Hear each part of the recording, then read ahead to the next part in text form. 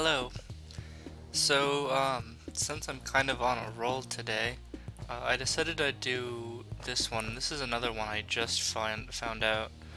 Um, and it's really quite fascinating because it uses a technique I have never seen in any other room before, which is probably why I didn't find it the first time through.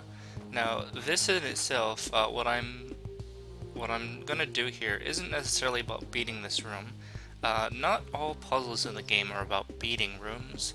Some puzzles you have to solve them just to enter a room. And what we're looking at here is this weird looking thing over here, which is the entrance to a secret area. It's pretty blatantly the entrance to a secret area. You can kind of tell there's something going on here because there's a secret wall behind this weirdly blocked off area here. But let's first consider what's going on underneath. So we've got this mimic, and the mimic imitates what I do, and he can't go anywhere right now because he's stuck in a door. He's stuck on a trapdoor. And we got this button here, which will toggle these doors and lower this one, so it's a toggle button. But since this is blue, once it's pressed, it'll stay down permanently. And we have this orb here, which just lets the mimic out.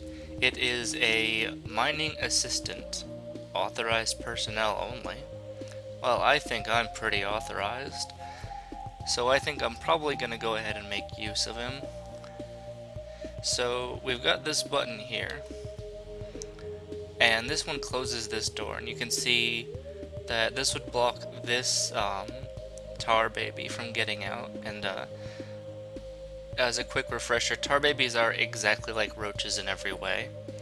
I'm not sure why they chose tar babies over roaches in this particular scenario, because it doesn't really matter if you don't involve tar. So I can't say, maybe it's just for thematic purposes. I guess it's better than using spiders. Anyway, so obviously we gotta let this guy out first, or else, before this guy at least, or else he'll be shut in. And so it seems simple enough. If we drop this button, then he'll kind of end up popping off. He's stuck. So, what we might end up doing is use the mimic to kind of help us out. And I think the way I originally solved this puzzle went something like this. If I can manipulate it right.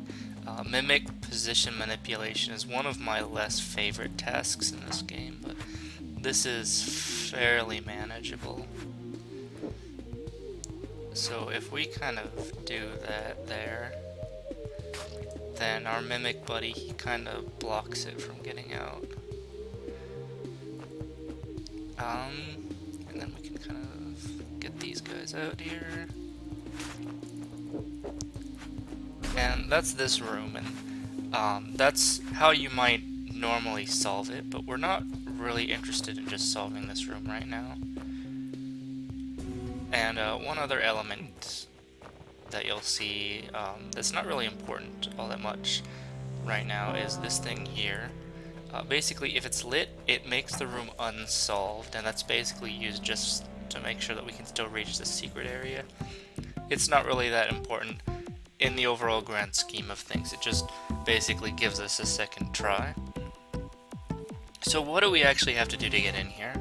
Well, first you'll see this arrangement of green doors kind of forming a sort of airlock here. And this is going to close as soon as we solve the room. So we gotta kill one of the babies while standing in this area. And then there's this yellow door, which is connected to here. And so, what do we do here?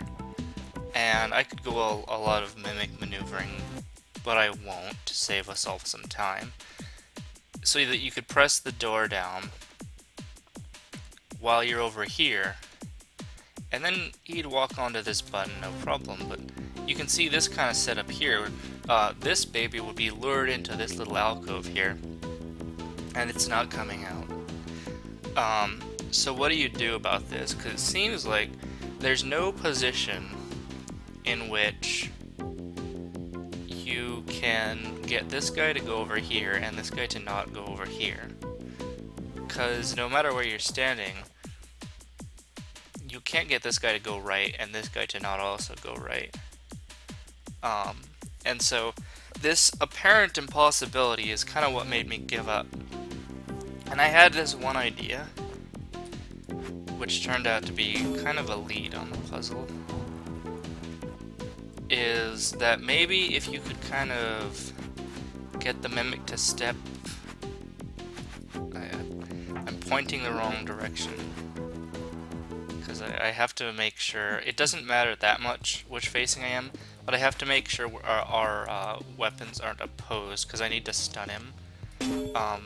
I haven't talked much about stunning, but basically when you stun something by hitting it with the flat of a weapon, like a pickaxe, it does nothing for one turn, unless you hit it against a wall, in which case it kind of doesn't act that turn, but it can act its next turn. It's a little weird.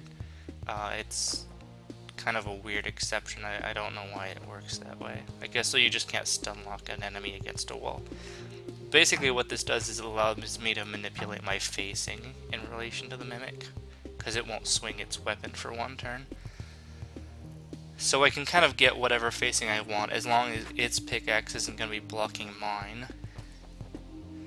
Of course, probably knowing that, they made it so that if I was pointing up, which is kind of the default position I guess, the mimic's pickaxe would be perfectly opposed, I think.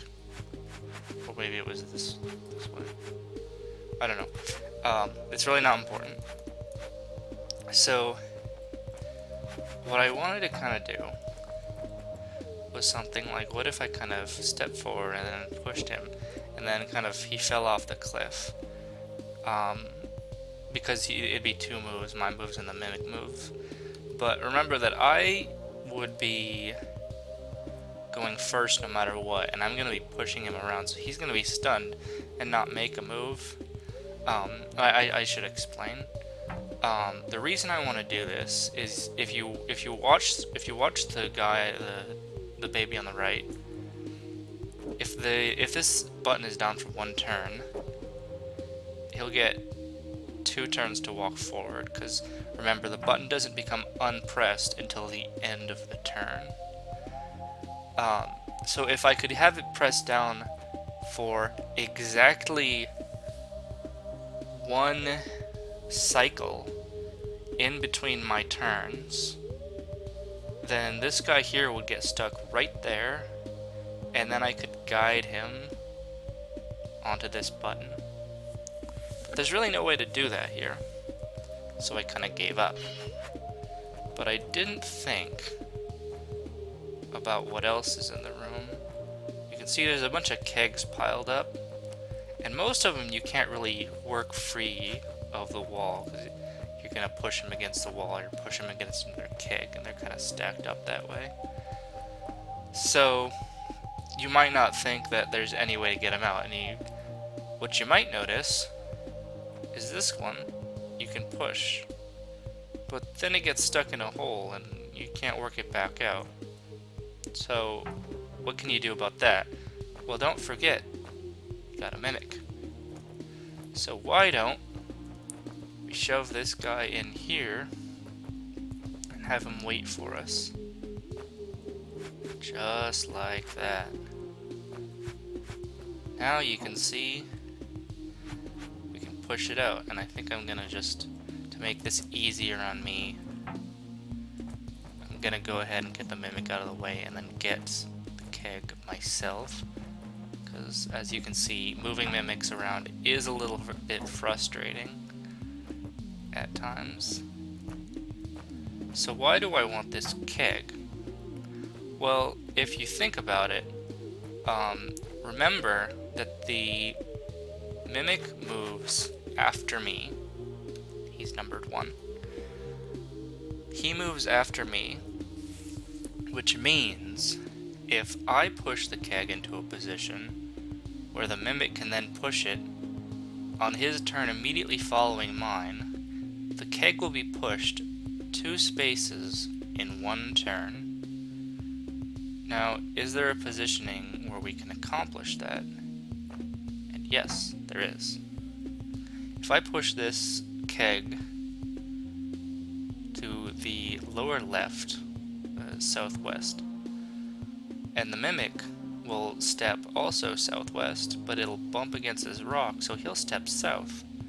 So he'll go from here south, and his pickaxe push the keg here, which means the button will be pressed only between my turns, and that will give the baby only 1 turn of walking forward. And if we can kind of bring that together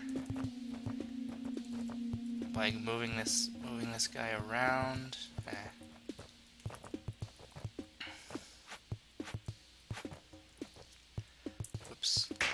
Whoops. Don't want to do that. I might have been able to save myself some trouble by doing this from the start. But you know, whatever. How do I want to do this? Oopsie. Okay, you can see him trying to have to think out how to get it positioned. It's a little weird doing it that way, but I'll get it with just a little bit of time to futz around. So when I'm pointing that way, I want him to... Yeah, okay. No wait, that's right. Hit the keg, man. Okay. We need to be separated by 1 more space. Perfect. Okay.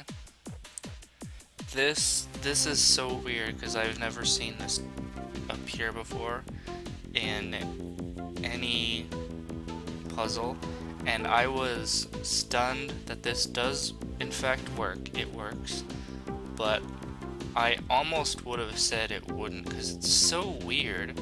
Because it's like the button is like, from your perspective, it's like it's never pressed. And so we'll watch that in action. And there it goes. And I'm still kind of stunned by that because that's so weird. I've never seen that before.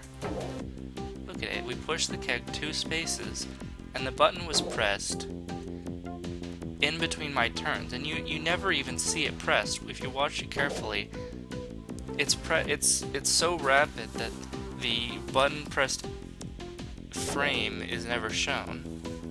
But that does what we want. So I think I might actually just get... I'm gonna check just in case I need him. But I think I can get rid of the mimic now, which is good because it really bugs me having to deal with mimics all the time. So we're gonna get him on the right side. Now we can get this guy on the button. Perfect. Now we can press this down. We can kind of lure this guy over here, and he can be kind of our guinea pig for... Perfect. And that is how we get into the secret room. I have not started solving this secret room yet, so you might see me again pretty soon if that turns out to be as interesting as this was.